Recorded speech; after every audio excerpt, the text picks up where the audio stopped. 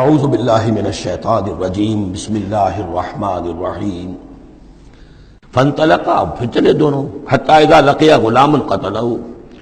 جب ایک نوجوان سے ملاقات ہوئی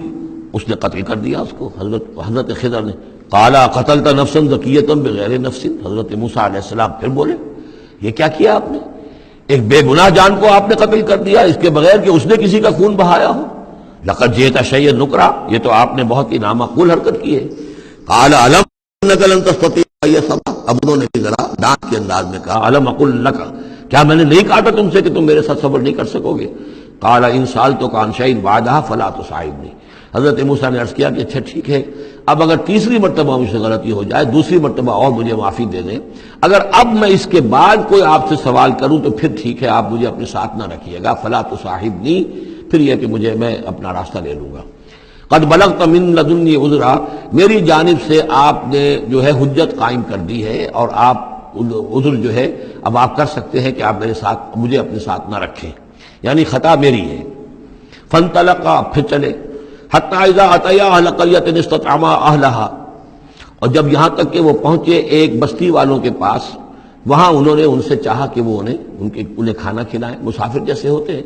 کہ بھائی ہم لوگ آئے ہیں، مسافر ہیں، آپ کی بستی میں آئے ہیں تو ہمیں کھانا کھلائیے۔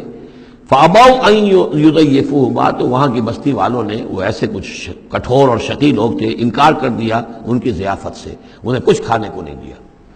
فوجدا فیہا جدارا، وہاں انہوں نے دیکھا ایک دیوار، یرید ان ینقض، کہ بالکل گرنے کو ہے، ٹوٹنے کو ہے، گرنے کو ہے۔ فاقامہ، تو وہ حضرت خضر نے اس کو سیدھا کر دیا، بنا دیا اور سیدھا کر دیا، مضبوط کر دیا۔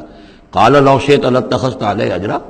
تو حضرت موسیٰ نے پھر کہا کہ اگر آپ چاہتے، یہ اتنے ناہنجار لوگ، انہوں نے مسافروں کو کھانا تک نہیں دیا اور آپ نے بغیر مزدوری لیے ہوئے ان کا کام کر دیا، ان کی دیوار سیدھی کر دی۔ لو شئت لاتخذت علیہ اجرا، آپ اس پر اجرت طلب کرتے ان سے، اور یہ جو اجرت سے جو ہے بہرحال ہم جو ہے کچھ نہ کچھ کھاتے پیتے۔ قال ھذا فراق بینی و بینک، کہ بس یہ اب میرے اور آپ کے درمیان اب علیحدگی کا وقت ہے۔ سأنبئک بتأویل ما لم تستطع علیہ صبرا، اب میں تمہیں بتائے دیتا ہوں اصل راز اور حقیقت ان چیزوں کا جس پر کہ آپ صبر نہ کر سکے۔ اما السفینہ، جہاں تک اس کشتی کا معاملہ ہے، فکانت لمساکین یعملون فی البحر، تو یہ ان مزدوروں کی ملکیت تھی کہ جو دریا میں محنت کرتے ہیں، جیسے کشتی ہے ادھر سے ادھر اتار دیا، دو پیسے لے لیے، ایک پیسہ لے لیا، یہ مزدوری کر رہے ہیں، ان کے لیے گویا کہ کمائی کا اور ان کی معاش کا یہی ذریعہ ہے۔ فَأَرَدْتُ أَنْ أَعِيبَهَا، میں نے یہ چاہا کہ اس کو عیب دار کر دوں۔ وَكَانَ وَرَاءَهُمْ مَلِكٌ يَأْخُذُ كُلَّ سَفِينَةٍ غَصْبًا، جبکہ آگے جو ہے ایک بادشاہ تھا، حاکم تھا، جو ہر کشتی کو کہ جو ثابت و سالم ہے اسے وہ غصب کر رہا ہے، اس کو جو ہے کنفسکیٹ کر رہا ہے، جیسے آج کل بھی ہوتا ہے ہمارے ہاں، وہ ویگنز جو ہیں وہ پولیس والے روک لیتے ہیں، تو اسی طریقے سے وہ جو ہے قبضہ کر رہا ہے ان پر۔ یاخذ کل سفینۃ غصبا، اب وہ دیکھے گا کہ یہ تو ٹوٹی ہوئی کشتی چھوڑ دے گا، تو کشتی میں ایک تختہ لگا لینا تو آسان کام ہے، پوری تختی جا رہی تھی، تو میں نے ایک تختہ ان کا جو ہے توڑ دیا ہے تاکہ اسے ناقص سمجھ کر وہ بادشاہ جو ہے اسے ریجیکٹ کر دے اور اس کشتی کو نہ لے، تو ان مزدوروں کی پوری کشتی بچ جائے۔ ایک تختہ توڑنے سے تختی بچتی ہے، اور یہ سالم رہتی تختی تو پوری کشتی جا رہی تھی، تو میں نے ان کی خیر کے لیے کیا ہے، جس کو تم نے یہ سمجھا کہ شاید میں لوگوں کو ہلاک کرنے کے لیے میں نے یہ قدم اٹھایا ہے۔ وَأَمَّا الْغُلَامُ، اور جہاں تک اس لڑکے کا معاملہ ہے، نوجوان کا، فَكَانَ أَبَوَاهُ مُؤْمِنَيْنِ، اس کے والدین بڑے نیک اور صالح ہیں، والدین دونوں کے دونوں۔ فَخَشِينَا يُرْهِقَهُمَا طُغْيَانًا وَكُفْرًا، اب ظاہر بات ہے کہ حضرت خضر کو معلوم ہوگا کہ اس کے جینز اچھے نہیں ہیں، بڑے شرارتی قسم کے جین اس کے اندر ہیں، اور یہ جب جوان ہوگا تو یہ آوارہ ہو کر اٹھے گا اور بہت سخت ہوگا اور اپنے والدین کے لیے سوہان روح بن جائے گا۔ یرہقہما طغیانا و کفرا، ناشکری اور زبردستی کر کے ان کو عاجز کرے گا، ستائے گا۔ فاردنا یبدلہما ربہما خیرا منہ زکاۃ واقرب رحما، تو ہم نے یہ چاہا کہ ان کا رب ان کے لیے بدل دے، اس سے بہتر اولاد اسے دے، بیٹا دے دے کہ جو اس کے لیے پاکیزگی میں بھی اور شفقت اور رحمت میں بھی اس سے بہتر ہو، جو ان کے لیے بڑھاپے میں سہارا بن سکے۔ تو ہم نے صرف یہ کیا ہے کہ یہ بچہ جو ہے وہ یہ ساری چیزیں جو اللہ کے حکم سے میں کر رہا ہوں، یہ گویا کہ تکوینی امور ہیں جو ہو رہے ہیں، یہ تشریعی امور نہیں ہے، تم شریعت کے حوالے سے دیکھ رہے ہو، اور میں یہ تکوینی معاملات کر رہا ہوں اللہ کے حکم کے مطابق، اور یہ در حقیقت رحمت ہے، جس کو کہ لوگوں نے یہ سمجھا ہوگا جس دن کا بچہ جو والدین کا فوت ہو گیا تو ان کے اوپر تو پہاڑ ٹوٹ پڑا ہوگا غم کا، لیکن اصل میں اللہ تعالیٰ نے یہ ان کے خیر کے لیے کیا۔ وَأَمَّا الْجِدَارُ، اور جہاں تک اس دیوار کا معاملہ ہے، فَكَانَ لِغُلَامَيْنِ يَتِيمَيْنِ فِي الْمَدِينَةِ، تو یہ دو غلام لڑکوں کی دیوار ہے جو شہر میں رہتے ہیں۔ وَكَانَ تَحْتَهُ كَنْزٌ لَهُمَا، اور اس دیوار کی جڑ میں ان کے لیے ایک دفینہ ہے۔ وَكَانَ أَبُوهُمَا صَالِحًا، اور ان کا باپ جو ہے وہ بہت نیک آدمی تھا، باپ نیک تھا، عین وہ جو سمجھئے کہ کسی جوانی میں یا کوئی وقت جو ہے وہ اس کی موت کا وقت آ گیا، بچے چھوٹے چھوٹے تھے، اس نے کچھ اپنی پونجی جو ہے گھر کے اندر ایک دیوار کی جڑ کے اندر بنیاد کے اندر دفن کر دی، یہ بڑے ہو جائیں بچے یہ نکال لیں۔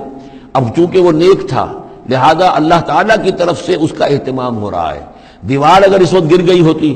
تو یہ خزانہ ظاہر ہو جاتا، اور ابھی وہ بچے جو ہیں وہ چھوٹے ہیں، تو لہذا یہ لوگ جو ہے بستی والے کتنے ناہنجار ہیں جنہوں نے ہمیں کھانے کو نہیں دیا ہے، وہ کیا یتیموں کے اس مال کی کا لحاظ کریں گے؟ وہ سارا کا سارا اس مال کو قبضہ کر لیں گے۔ تو میں نے وہ دیوار بنا دی ہے۔ کان ابوہما صالحا، ان کا باپ بہت نیک آدمی تھا۔ فاراد ربک یبلغ اشدہما، تو آپ کے رب کا یہ فیصلہ ہوا کہ یہ دونوں بچے جو ہیں اپنی پوری جوانی کو، پختگی کو، بلوغت کو پہنچ جائیں، ویستخرجا کنزہما، اور پھر وہ اپنا خزانہ نکال لیں۔ رحمتا من ربک، یہ تینوں امور آپ کے رب کی رحمت کا منظر ہے۔ بظاہر جو بھی نظر آ رہا ہے تو دنیا میں جو حالات و واقعات ہو رہے ہیں یہ حقیقت دنیا کے اعتبار سے ہم اس کے ظاہر کو دیکھتے ہیں، اور ظاہر کے حوالے سے ہی دل گرفتہ ہو گئے، رنجیدہ ہو گئے، نقصان ہو گیا، یہ ہو گیا، ہاں اے فلک پیر جواں تھا ابھی عارف، کیا تیرا بگڑتا جو نہ مرتا کوئی دن اور، مرثیوں پر مرثیے کہے جا رہے ہیں، یہ سب کچھ ہوتا ہے، لیکن یہ کہ یہ پتہ نہیں ہوتا کہ اللہ تعالیٰ کی طرف سے جو بھی ہے وہ خیر ہے، اسی میں بھلائی ہے۔ تو بندہ مومن کا کام کیا ہے؟ تفویض الامر الی اللہ، اپنے معاملات کو اللہ کے حوالے کر دے، راضی برضائے رب، جو اللہ کی طرف سے آیا کہ ہر ساقی ماریخ عین الطاف رحمتا من ربک، یہ سب کچھ رحمت تھا، رحمت ہے آپ کے رب کی طرف سے۔ وما فعلتہ عن امری، یہ میں نے اپنے جی سے نہیں کیا ہے، میرا فیصلہ نہیں ہے۔ یعنی یہ جو بھی تھے، چاہے فرشتے تھے اور چاہے کوئی نیک انسان ہے جنہیں اللہ نے بہت لمبی زندگی دے دی ہے، چاہے یہ کوئی روح ہے کہ جو انسانی شکل میں پھر آ گئی ہے، کہ جو اللہ تعالیٰ نے کسی ولی اللہ کی روح کو جو ہے وہ طویل زندگی دے رکھی ہے، کوئی بھی ہے، اس سے کوئی فرق واقع نہیں ہوتا، لیکن یہ کہ وہ در حقیقت کارکنان قضاء و قدر کی فوج میں ریکروٹ ہو گئے۔ وہ جو فیصلے کر رہے ہیں، جس کی تنفیذ کر رہے ہیں، اس کا شریعت سے تعلق نہیں ہے، وہ تکوینی امور ہے اللہ تعالیٰ کے۔ ذالک تعویل ما لم تستطع علیہ صبرا، یہ ہے تعویل، یہ ہے اصل حقیقت، یہ ہے اصل راز ان چیزوں کا جس پر کہ اے موسیٰ تم صبر نہ کر پائے۔ اب اس کے بعد جو ایک رکوع میں واقعہ آ رہا ہے ذوالقرنین کا، تو جو بھی ایک دو منٹ ہمارے پاس ہے اس میں میں تھوڑی سی تمہید بیان کیے دیتا ہوں کہ تو ایک سوال یہ بھی تھا کہ ذوالقرنین کون ہے؟ یہ کون ہے؟ یہ سمجھئے کہ اس صدی تک تقریباً 1300 برس تک ہمارے مفسرین ان کے علم میں نہیں تھا کہ کوئی اتنا بڑا بادشاہ رہا ہو جتنا بڑے بادشاہ کا ذکر ابھی ذوالقرنین کے حوالے سے آئے گا، تو لہذا لوگوں نے یہ سمجھا عام طور پر کہ سکندر اعظم، یہی معلوم تھا سکندر بہت بڑا فاتح تھا، وہ مقدونیہ سے چلا یونان سے اور دریائے بیاس تک آ گیا، تک کتنا بڑا، تو اس کو، لیکن یہ کہ اس کی سیرت و کردار جو ہے جو سکندر کی معلوم ہے اس کی کوئی مناسبت ذوالقرنین کے اس کردار سے نہیں ہے۔ ذوالقرنین اصل میں ایران کے بادشاہ تھے، اور ایران اس وقت دو ملکوں میں اوپر میں منقسم تھا۔ اب بھی اگر ابھی کبھی نقشہ دیکھیں گے تو ایک علاقہ جو ہے ایران کا وہ تو ہے جو خراسان کا حصہ ہے، جو اصل ایران ہے اس کو بھی جو سمجھیے دو حصوں میں، ایک پارس پرانا کہلاتا تھا جس سے فارس کا لفظ بنا ہے، اور دوسرا مادہ تھا، میڈیا یا مادہ۔ تو یہ ایک شخص ایسے ابھرے کہ جنہوں نے ان دونوں کو ملا کر ایک حکومت بنایا، اور وہاں سے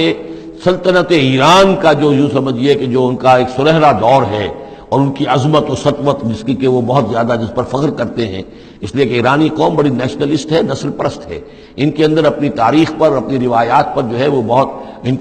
کو فخر ہے۔ تو وہاں سے وہ دور شروع ہوا، اور انہوں نے پھر اس علامت میں کہ میں نے دو ملکوں کو جوڑ کر ایک بنایا ہے، اپنے تاج کے اندر دو سینگ لگا لیے تھے، اور وہ جو ہے ذوالقرنین یہ لقب ان کا ہو گیا تھا۔ اس کے حوالے سے سوال کیا گیا اور اس کے بارے میں تفصیل جو اگلے رکوع میں آئے گی۔ صدق اللہ العظیم۔